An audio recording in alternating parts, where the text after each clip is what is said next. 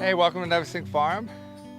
I have a bed I just turned over, so I'm gonna prep it for, I'm gonna experiment with little plantings of paper pot in another video which you can watch, but I thought I'd talk about how to prepare a bed for planting with the paper pot transplanter.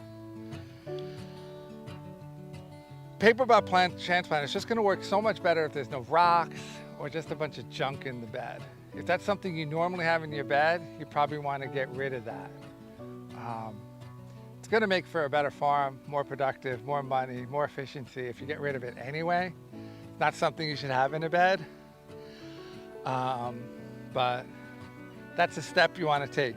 This was just turned over, so we put some compost down. The beds are loose. If your beds aren't loose, then you're going to want to use a tilther. Here's the Iconoclast tilther. To just loosen it up a bit, you're going to get a much better result if you do that. You know, and if it's a very young bed or it's early in the season and it's compacted, then a good broad forking is only going to help. Right? You want an airy bed. You don't need it like, you know, tiller fluffed or anything. That's probably going to be too soft for a transplanter.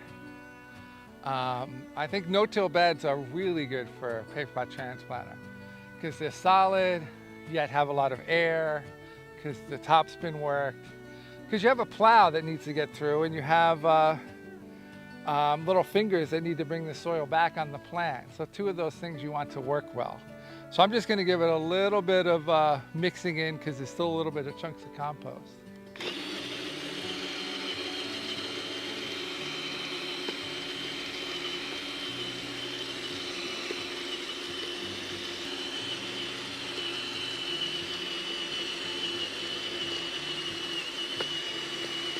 Then I'm going to roll it because I just think it leaves better lines for the gritter.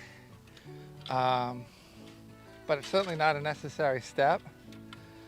I just want the planting straight, and that's just gonna, the gritter's just gonna help. I'm already saving tons of time with the transplanter, so it's no big deal. But the bed roll is really good for just making things nice and flat, getting rid of any lines. Great for after seeding, especially with one of those little 4-row transplanters.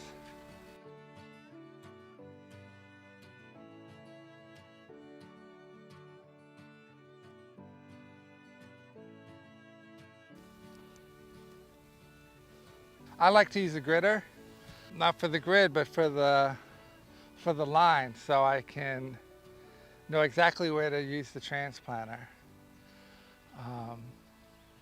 You know, sometimes I can be really good without it as long as I have a string, but you know, I want to do it the same every time so that when other workers do it, they're using one as well. I'm always straight when I have the gritter.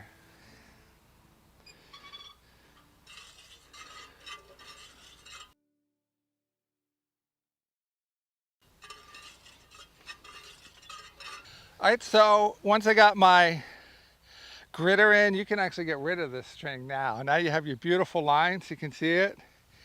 And you're gonna plant really, really straight, and should be no problem. One thing I should show you is, you see how when I get to the end of the bed, you see I'm gonna get right into the cabbage down there? Well, how do I end that? Well, I'm gonna show you because I'm gonna do that with a zipper. It's just a great method. I saw a farm do it in New York and I was like, man, I should have been doing that the whole time. You know, sometimes you just don't think it's, even though I developed the zipper to help plant paper pots. So I'm gonna grab the zipper now and I'm gonna show you how I do that. Okay, so you can see at this end, boom, I got some cabbage plants here, and there's no way to just continue and plant. Well, no problem. The magic is being prepared, knowing when it's going to happen. So you just got to prep the bed first.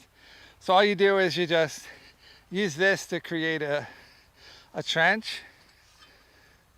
Okay. I don't know, is that 4 or 5 feet long? Just long enough for the transplanter to sit in. and for you to be able to plant the paper pots by just lifting the transplanter out, which I'll definitely show you. But you see I got my my planting furrows. I'll leave that here and I'll show you what's up.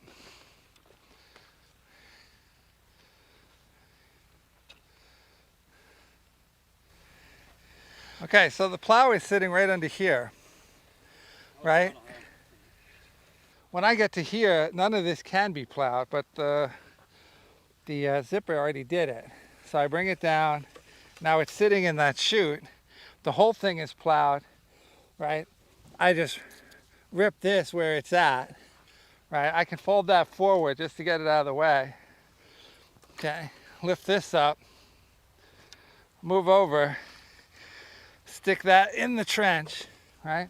See, I'm still lined up with the gritter thing, right? Then, now I just take that little end piece, okay?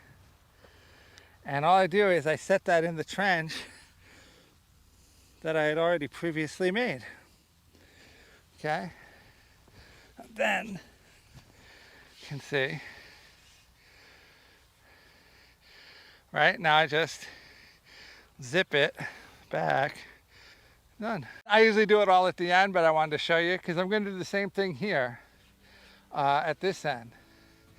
But the nice thing is, see, now when I start, usually there's no trench over here, right? So you gotta dig it out with your hands or something, but now there's a trench here that I would not have had, right? So I'm taking the transplants and I stick them in that trench. They're already in the trench, and the fingers, right, they're going to bury them, right? Because usually you're starting outside the row and bringing it in, but no longer necessary. Okay, and since the trench is a little wide, you know, that's just because the ground is wet, right? You can always fix things too if you need to with the zipper, just at this end part, and you're good to go.